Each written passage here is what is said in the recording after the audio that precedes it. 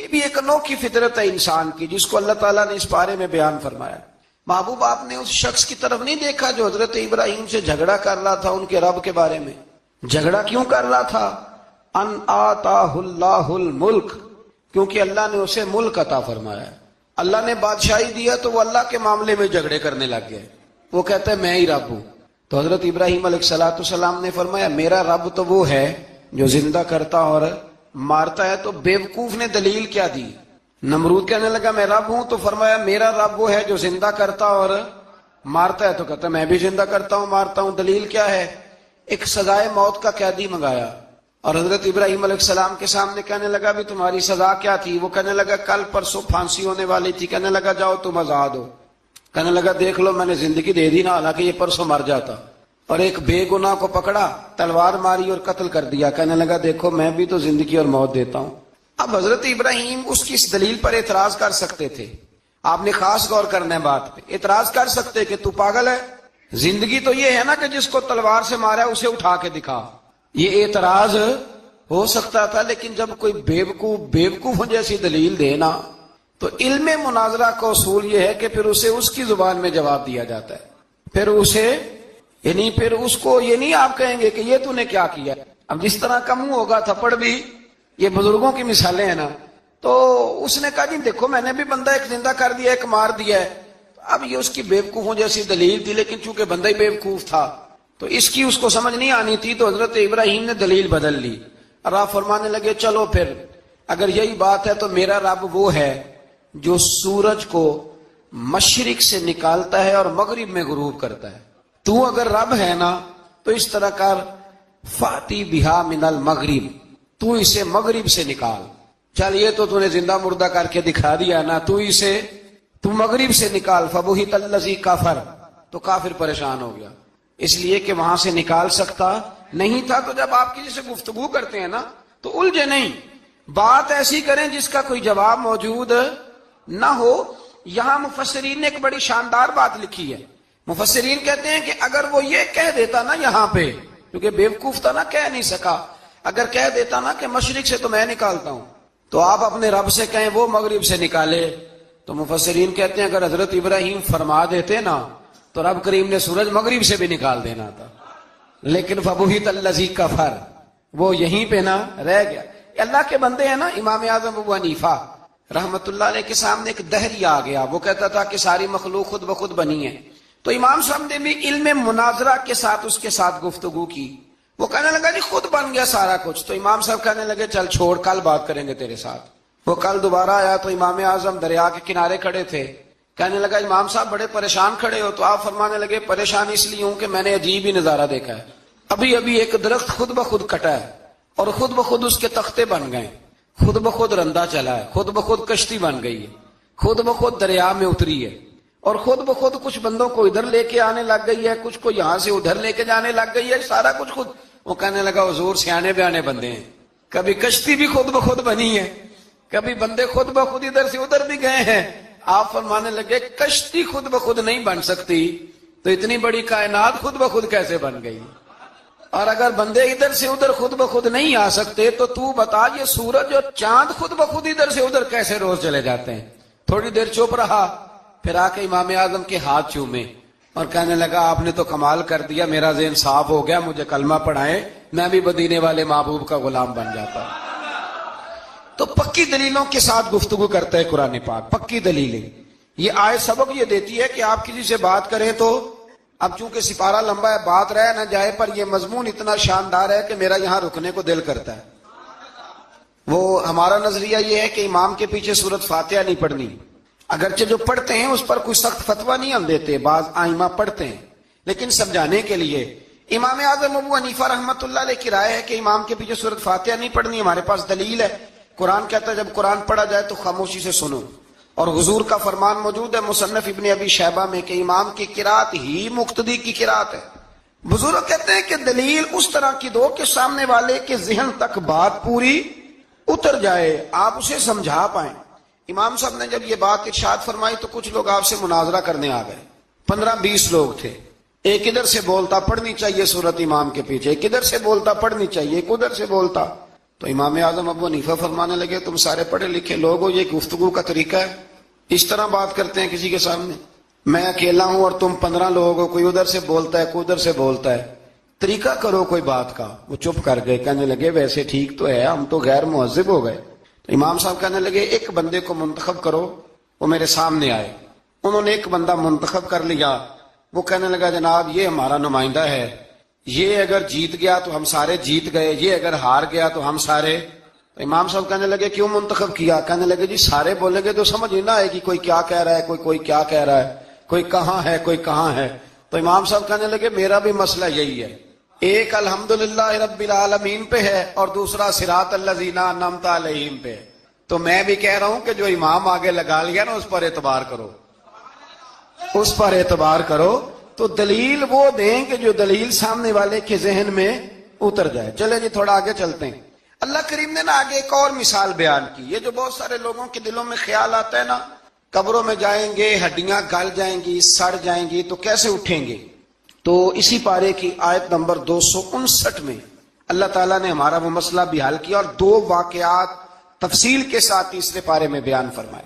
اللہ کریم فرماتے ہیں کہ کیا آپ نے اس شخص کو نہیں دیکھا کہ جو ایک ایسی بستی پر سے گزرا وَهِيَ خَاوِيَةٌ عَلَىٰ عُرُوشِهَا، جو اپنی چھتوں کے بل گری پڑی تھی، یعنی بستی تباہ ہو گئی۔ وہ آدمی وہاں سے گزرا، وہ حضرت عزیر علیہ السلام تھے۔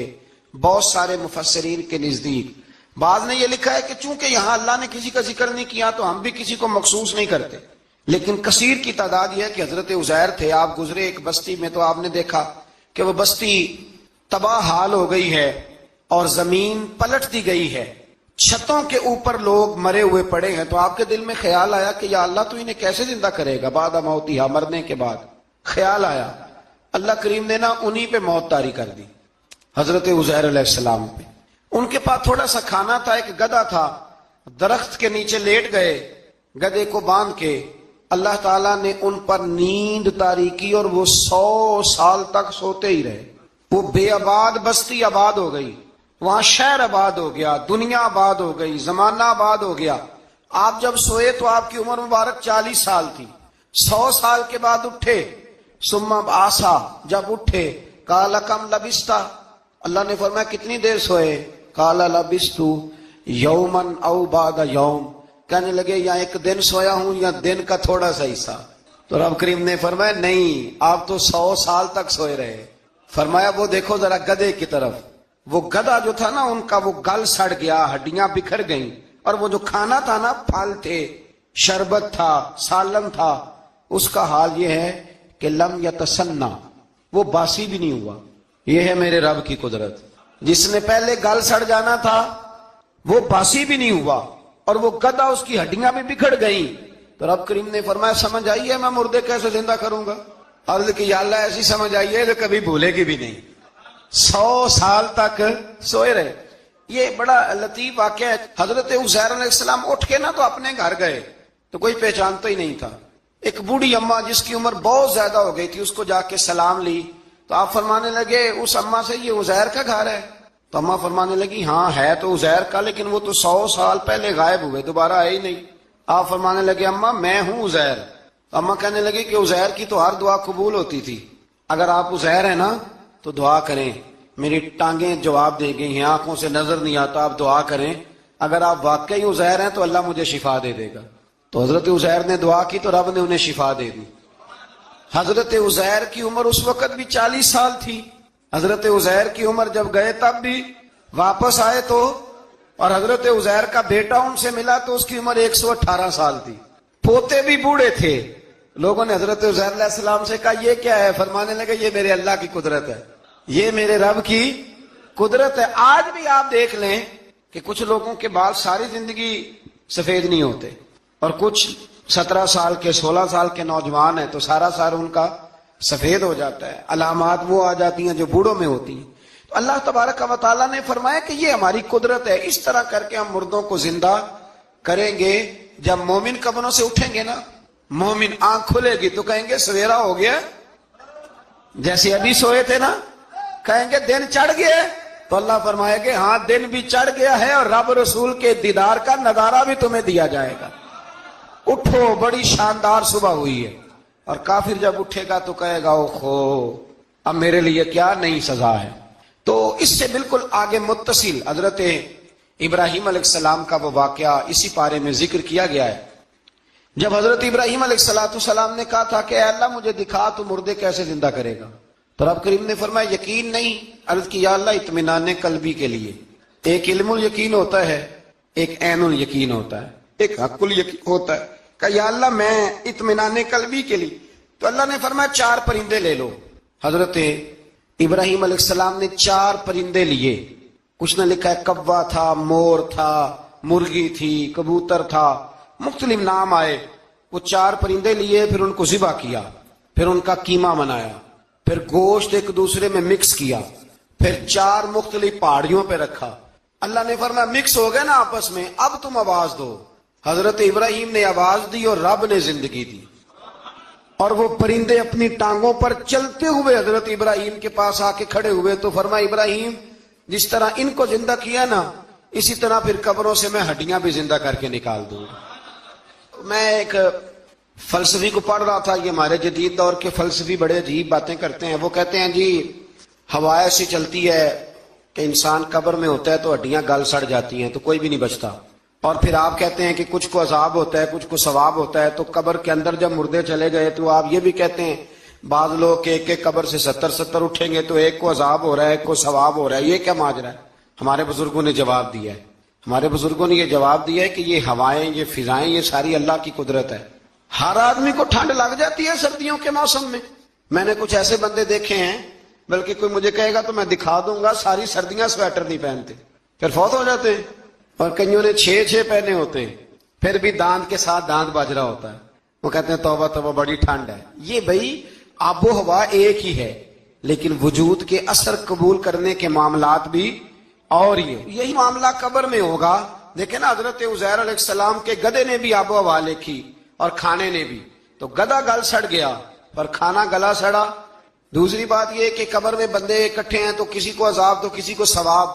تو امام جلال الدین سیوطی رحمۃ اللہ علیہ فرماتے ہیں 2 بھائی اگر ایک پلنگ پہ سوئے ہوں، ایک خواب میں لاہور ہوتا ہے دوسرا پشاور ہوتا ہے، سوئے کہاں ہوتے ہیں؟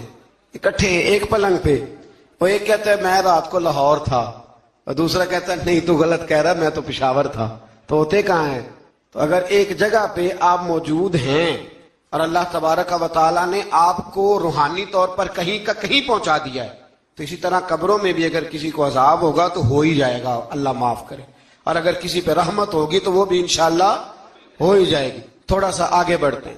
پھر اللہ تبارک و تعالیٰ نے نا اپنی راہ میں خرچ کرنے کی بات ارشاد فرمائی، فرمایا اگر تم میری راہ میں خرچ کرو گے تو میں تمہیں 700 گنا کر کے واپس کروں گا۔ اللہ کی راہ میں خرچ کریں گے تو کتنا ملے گا؟ یہاں بھی معاملہ یقین کرنے کا ہے۔ قوم کو یقین آ جائے نا کہ ڈبل ہو جائیں گے تو ساری قوم لٹ جاتی ہے، اگر اتنا یقین ہو جائے نا ڈبل ہو جائیں گے تو لٹ جاتی ہے۔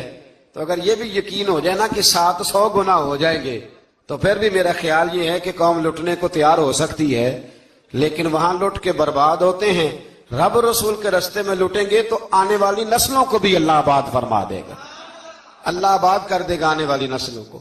تو میرے دوستو تھوڑا سا آگے جب ہم اس پارے میں چلتے ہیں تو اللہ تبارک و تعالیٰ نے 2 باتیں ارشاد فرمائی۔ ایک تو ارشاد فرمایا کہ شیطان تمہیں نا 2 چیزوں کے بارے میں اکثر ورگلاتا ہے۔ ایک تمہیں کہتا ہے کہ کنجوسی کرو، فقر تنگ دستی ہو جائے گی اگر خرچ کرو گے، اور دوسرا تمہیں کہتا ہے بے حیائی کرو۔ اللہ نے فرمایا یہ 2 کام تم نے کرنے نہیں، نہ تم نے بخل کرنا ہے اور نہ تم نے بے حیائی کرنی ہے۔ اور پھر آگے جا کے ارشاد فرمایا کہ دانائی بڑی حکمت ہے، عقل مندی بڑی حکمت ہے، زندگی دانائی سے گزارو۔ یؤت الحکمت من یشاء، اللہ جسے چاہتا ہے حکمت عطا کرتا ہے۔ ومن یؤت الحکمت فقد اوتی خیرا کثیرا، اور جسے اللہ نے دانائی دی نا عقل، اللہ فرماتا ہے اسے ہم نے خیر کثیر عطا کی۔ کام سارے ہی ہو جاتے ہیں پر جو عقل کے ذریعے کیا جائے نا، شیخ سعدی نے کہا تھا اگر تیرے پاس 1 من علم ہے نا تو 10 من عقل کی بھی ضرورت ہے، پھر وہ علم آگے پہنچتا ہے۔ 10 من، 1 من شعور کے ساتھ، دانائی کے ساتھ۔ میرے نبی کریم علیہ السلام نے نا بڑی دانائی کے ساتھ دین پھیلایا ہے، بڑی حکمت کے ساتھ، بڑی خوبصورتی کے ساتھ حضور نے۔ ایک شخص نے آگے کہا یا رسول اللہ صلی اللہ تعالی علیہ وسلم میں 5 نمازیں نہیں پڑھ سکتا، 2 پڑھوں گا۔ تو صحابہ کہتے ہیں ہمارے دل میں خیال آیا کیسے اجازت ملے گی؟ نماز تو فرض عین ہے، ہر نماز کی ہر رکعت کا ہر سجدہ فرض ہے، اور یہ پوری 3 نمازوں کی چھٹی مانگ رہا ہے۔ لیکن حضور نے حکمت سے دین پھیلایا، دانائی سے۔ مسند امام احمد بن حنبل میں موجود ہے، حضور نے فرمایا اگر 2 نمازیں پڑھو گے 3 نہ پڑھو گے تو کلمہ تو پڑھ لو گے نا دل سے۔ حضور پڑھ لوں گا، فرمایا چل تو 2 ہی پڑھ لینا، کلمہ پڑھ صحیح۔ حضرت ابو ہریرہ کہتے ہیں اس نے 3 نمازوں کی چھٹی کی شرط پر کلمہ پڑھا، ابھی پورا ہفتہ نہیں ہوا تھا کہ اس نے 5 نمازیں کیا تہجد بھی شروع کر دی۔ اس شخص نے پھر اشراق اور چاشت بھی پڑھی، وہ ساری رات مصلی پہ بھی بیٹھا۔ لہذا دانائی کے ساتھ گھر بھی آپ کا حکمت سے چلے گا، دانائی سے چلے گا، دکان بھی آپ کی حکمت اور دانائی سے چلے گی۔ تو مسلمان اس کو نہیں کہتے جو جذباتی ہو جائے، جو فٹافٹ مرانے پہ اتر آئے، اس کو کہتے ہیں جو بڑی دانائی کے ساتھ حکمت کے ساتھ چیزوں کو لے کے آگے بڑھتا ہے۔ پھر اللہ تبارک و تعالیٰ نے 5 میں سے 6 رکوع میں سود کی حرمت بیان کی، اور اللہ کریم نے فرمایا کہ یہ جو لوگ کہتے ہیں نا کہ سود بھی تجارت کی طرح ہی ہے، یہ بھی تو کاروبار ہی ہے، فرمایا قیامت کے دن یہ اس طرح کھڑے کیے جائیں گے جس طرح کسی کو شیطان چھو لینا، شیطان چھوتا ہے تو وہ آدمی یوں ہو جاتا ہے جیسے پاگل ہو گیا ہے۔ تو ان لوگوں کو جو سود اور کاروبار کو ایک کہتے ہیں، انہیں بھی قیامت میں پاگلوں کی طرح کھڑا کیا جائے گا۔ اور پھر اللہ تعالیٰ نے حکم دیا، فرمایا سود چھوڑ دو جو باقی رہ گیا ہے، اس سے جان چھڑا لو، اور اگر تم نے ایسا نہ کیا فَإِن لَمْ تَفْعَلُوا، اگر تم نے ایسا نہ کیا فَأْذَنُوا بِحَرْبٍ مِّنَ اللَّهِ وَرَسُولِهِ، پھر اللہ اور اس کے رسول سے جنگ کرنے کے لیے تیار ہو جاؤ۔ طویل ترین آیت قرآن مجید کی، آیت نمبر 282، اس میں اللہ تعالیٰ نے فرمایا جب بھی تم نے لین دین کرنا ہے اسے لکھنا ہے۔ ایک لفظ سے نا مجھے تو کئی دفعہ چڑی ہو جاتی ہے، وہ لفظ ہے کہ مجھے اعتبار ہے۔ میں کہتا ہوں کہ وہ والدین بڑے ظالم ہیں جو کہتے ہیں مجھے جوان بچی اکیلی کالج جاتی ہے تو مجھے اعتبار ہے، جوان بچے کو 10-20 ہزار روپیہ جیب میں ڈال کے گلی میں بھیج دیتے ہیں اور کہتے ہیں مجھے اعتبار ہے۔ اسی طرح وہ لوگ بھی بڑے ظلم کرتے جو اپنے بھائی کے ساتھ لین دین کرتے ہیں، تحریر نہیں کرتے اور کہتے ہیں مجھے اعتبار ہے۔ اللہ کو بھی تو اعتبار ہے نا اپنے بندوں پہ۔ تو رب فرماتا ہے میرے بندو جب لین دین کرو تو اسے لکھ لو، یہ قرآن کا حکم ہے، یہ میرے رسول کی سنت ہے، یہ میرے نبی کا طریقہ ہے۔ جب بھی لین دین کریں اسے تحریر کریں، اسے طے کریں، اچھے طریقے سے نوٹ کریں، تاکہ وہ کسی جگہ پہ جا کے بھی کوئی معاملہ بھی کمزوری کا باعث نہ بنے۔ تو اس آیہ کریمہ میں اللہ کریم نے یہ بھی ارشاد فرمایا کہ للہ ما فی السماوات و ما فی الارض، آگے جا کے فرمایا کہ زمین آسمان میں جو کچھ بھی ہے ان سب کا مالک اللہ ہے۔ ہمیں اللہ نے جو کچھ دیا نا وہ استعمال کرنے کے لیے دیا ہے۔ اگر ہم مالک ہوتے تو قیامت میں حساب نہ دیتے، مالکوں نے کبھی حساب نہیں دیا، حساب تو منشی دیتے ہیں۔ اللہ نے ہمیں استعمال کرنے کے لیے چیزیں دی ہیں، اس لیے اللہ فرماتا ہے ثم لتسألن یومئذ عن النعیم، قیامت میں نا میں تم سے ایک ایک نعمت کے بارے میں سوال کروں گا۔ تو یہ ساری امانتیں ہیں اللہ کی، جتنا کچھ ہمارے پاس ہے، وہ کوئی بھی صلاحیت ہو، کوئی بھی قوت ہو، تو اس کو صحیح صحیح استعمال کریں امانت کو۔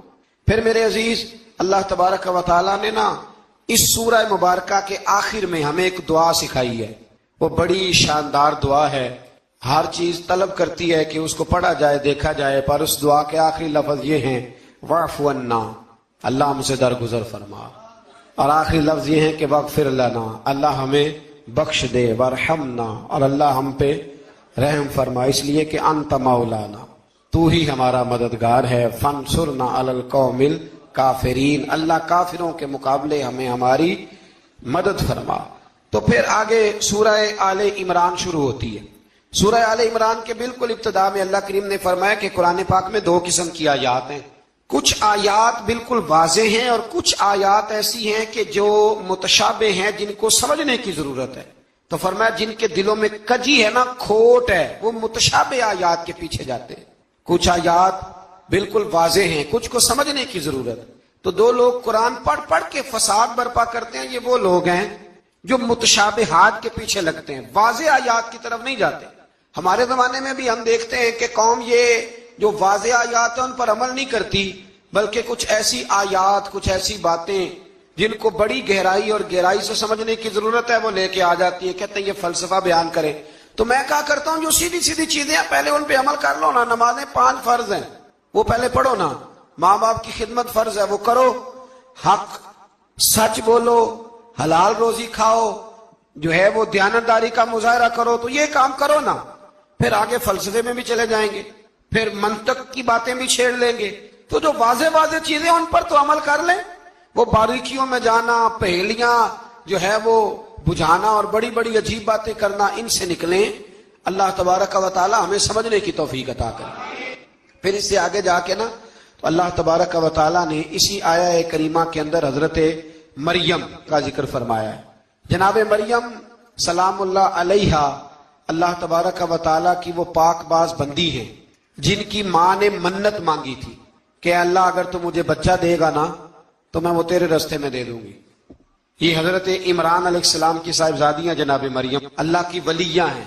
عورت نبی ہو سکتی، یہ کیا ہیں؟ اللہ کی ولیہ۔ تو حضرت مریم جب وہ بچہ پیدا ہوا ان کی ماں نے منت مانگی تھی۔ یہ قرآن مجید ہے، یہ 3 پارہ ہے اور اس کی جو آیات ہیں وہ ہیں آیت نمبر 34-35۔ اس سے آگے جب آپ چلیں گے تو یہ سارا مضمون سورہ آل عمران میں آپ کو ملے گا۔ تو جب آپ کی ولادت ہوئی تو بیٹی پیدا ہو گئی، تو اب حضرت جناب مریم سلام اللہ علیہا کی جو والدہ تھی نا وہ ان کو لے گئی جناب زکریا علیہ السلام کے پاس، وہ ان کے خالو تھے۔ کہا میں نے منت مانگی تھی کہ میں بچہ ہوگا تو مسجد کے لیے وقف کروں گی، تو اللہ نے بچی دی ہے۔ تو حضرت زکریا نے جناب مریم کے لیے اوپر چھت پہ ایک محراب بنا دیا، وہ محراب کے اندر رہتی تھی، وہاں عبادت کرتی تھی۔ حضرت زکریا آپ کے خالو بھی تھے، اللہ کے پیغمبر بھی تھے، وہ وہاں بیٹھا کرتے تھے اور ان کی پرورش کرتے، کھانے پینے کا خیال کرتے۔ بڑی خاص بات ہے، عقیدے کی بات ہے۔ جب سے پہلا سپارہ ہم نے شروع کیا نا تو تھوڑی سی دیر کے بعد وہ عقیدہ آ جاتا ہے جس عقیدے پہ اللہ تعالیٰ نے مجھے اور آپ کو قائم رکھا ہوا ہے۔ ذرا دیکھیں یہاں بھی بات کھول کے کیسے واضح آتی ہے۔ حضرت جناب مریم جب جوان ہو گئی تو حضرت زکریا ایک دن اندر داخل ہوئے تو دیکھا کہ وہاں بے موسم پھل پڑے ہوئے ہیں، موسم بھی نہیں ہے اور وہ پھل موجود ہیں۔ تو اللہ کے نبی نے اللہ کی ولیہ سے پوچھا کہ یہ کہاں سے آئے؟ انا لکی ھذا، پوچھنے لگے حضرت زکریا یہ کہاں سے آئے؟ قالت ہوا من عند اللہ، تو حضرت مریم کہنے لگی یہ میرے اللہ کی طرف سے آئے ہیں، یہ مجھے اللہ نے دیے ہیں۔ اور ان اللہ یرزق من یشاء بغیر حساب، اور جب رب کسی کو رزق دیتا ہے تو پھر بغیر حساب و کتاب ہی عطا فرماتا ہے۔ تو حضرت زکریا کے پاس اولاد کوئی نہیں تھی، بوڑھے ہو گئے تھے۔ جب دیکھا نا کہ اللہ کی ولیہ کو اللہ نے بے موسم پھل دے دیے تو خیال آیا کہ میں بھی بوڑھا ہوں، میری بیوی بھی بوڑھی ہے، تو اگر رب اپنی ولیہ کو بے موسم پھل دے سکتا ہے اور دیتا ہے اپنے کرم سے تو اپنے نبی کو بھی تو بغیر موسم کے اولاد دے ہی سکتا ہے نا۔ اب موسم تو گزر گیا، بڑھاپا آ گیا، لیکن وہاں کھڑے ہو کے حضرت زکریا نے دعا مانگی، رب نے قبول فرمائی اور حضرت یحییٰ علیہ السلام حضرت زکریا کو عطا فرمائے۔ تو اگر ولیہ کی محراب کے پاس کھڑے ہو کہ اللہ کے نبی دعا مانگے تو رب قبول فرماتا ہے، تو ہم داتا علی اجمیری کے مزار پہ جا کے دعا مانگے تو، ہم غوث اعظم جیلانی کے مزار پہ جا کے دعا مانگے تو۔ امام شافعی فرماتے ہیں جب بھی کوئی مشکل پیش آتی ہے میں امام اعظم کے مزار پہ جاتا ہوں اور قریبی مسجد میں 2 نفل پڑھ کے ان کے مزار پہ دعا مانگتا ہوں، اللہ میری ہر مشکل کو آسان فرما دیتا ہے۔ تو بھئی یہ تو قرآن مجید کی آیات ہے نا، ان کو تو کھول کے دیکھو نا۔ کوئی اور معنی اس آیت کا، کوئی اور تفسیر، کوئی اور مفہوم۔ حضرت زکریا اس کے علاوہ بھی تو دعا مانگ سکتے تھے نا، لیکن انہوں نے جناب مریم کے پاس بغیر موسم کے پھل دیکھے تو دعا مانگی، بغیر موسم کے پھل دیکھے۔ اور یہ بھی اللہ کا فضل ہے کہ ولیہ کے پاس دیکھے تو ولیوں والا مسئلہ حل ہو گیا۔ اگر وہ نبی ہوتی تو لوگوں نے فٹافٹ کہہ دینا یہ تو نبیوں کی بات ہے۔ تو میرے بھائی اگر کسی کو بغیر موسم کا پھل چاہیے تو کسی ولی اللہ کے پاس جائے، کسی اللہ کے نیک بندے کے پاس جائے، رب بے موسم پھل بھی عطا کرتا ہے۔ تو پھر اللہ تبارک و تعالی نے آگے جا کے نہیں آیات میں ارشاد فرمایا کہ ہم نے جناب مریم کو بغیر شادی کے بیٹا بھی عطا کیا، اور بیٹا بھی وہ عطا کیا کہ جو اللہ کے نبی ہے، اور بیٹا بھی وہ دیا جنہوں نے پنگھوڑے میں باتیں کرنی شروع کر۔ یہ میری خواہش ہے کہ یہ آیتیں آپ نے ضرور پڑھنی ہے، یہ آیت نمبر 39 اور 40، انہی پر میں بھی بات ختم کر رہا ہوں۔ حضرت عیسیٰ کی شان رب کریم نے بیان فرمائی، یہ اللہ کا قرآن ہے، یہ اللہ کا قرآن ہے۔ ان کی شان کیا ہے کہ حضرت عیسیٰ علیہ السلام فرماتے ہیں کہ میں نا مٹی کی مورت بناتا ہوں، پھر اس میں پھونک مارتا ہوں، مٹی کا پرندہ بنا کے اس میں پھونک مارتا ہوں میں. پھونک حضرت عیسیٰ مارتے اور جناب عیسیٰ کہتے ہیں وہ اللہ کے حکم سے اڑنا شروع کر دیتا ہے. پھونک کس نے ماری؟ اڑایا کس نے؟ وہ اتنی سی بات ہے، اس کو سمجھ لیں. حضرت عیسیٰ کہتے ہیں میں مٹی کی مورت بنا کے اس میں پھونک مارتا ہوں تو اللہ کے حکم سے زندہ ہو جاتی ہے، اڑنے لگتی ہے. حضرت عیسیٰ فرماتے ہیں میں تندرست کرتا ہوں مادرزاد اندھوں کو، لا علاج کوڑوں کو، اور میں مردے بھی زندہ کرتا ہوں، کرتا اللہ کی اجازت کے ساتھ. اور اسی آیت میں حضرت عیسیٰ فرماتے ہیں کہ میں تمہیں بتاتا ہوں جو تم کھا کے آتے ہو، اور وہ بھی بتاتا ہوں جو تم گھر میں چھوڑ کے آتے ہو. تو حضرت عیسیٰ علیہ السلام مٹی کا پرندہ بنا کے پھونک مارے تو رب اس میں جان پیدا کر دے، مردے میں جان بھی پیدا کرتے ہیں. اور پھر حضرت عیسیٰ مادرزاد اندھ اور کوڑوں کو آنکھیں بھی دیتے ہیں اللہ کے حکم سے.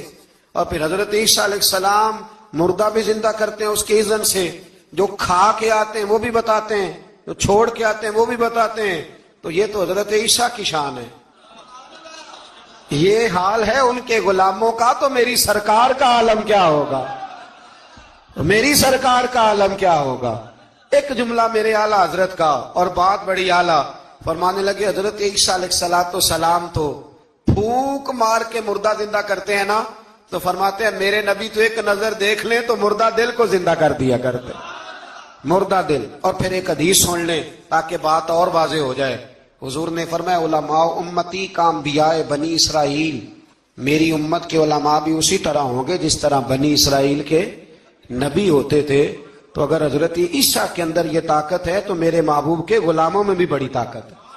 حضرت آصف بن برخیا اگر تخت لا سکتے ہیں تو غوث اعظم بھی بیڑی اوپر اٹھا لیتے ہیں.